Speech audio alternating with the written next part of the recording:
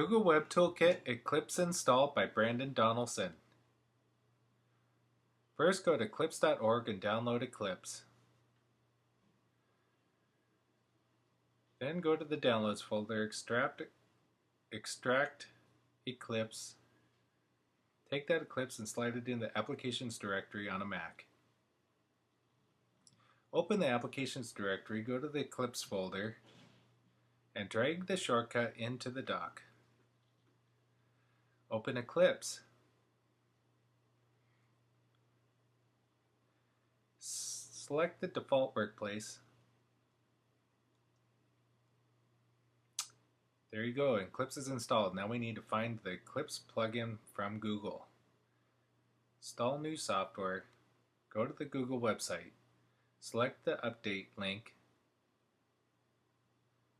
Add it to the repository list. I like to name it Google. Hit OK. Select the SDKs that we will need for the install. In this case, we don't need Android, so I skipped that part. Accept the agreements.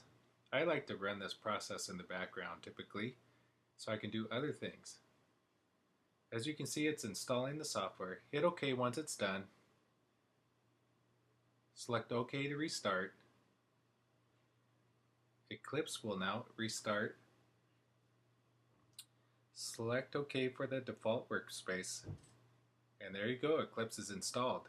As you can see at the top left, the Google icon that represents the plugin has options. Go ahead and that's it. Thank you for watching my tutorial. Visit my YouTube channel or my GWT examples.googlecode.com wiki for more demos and source.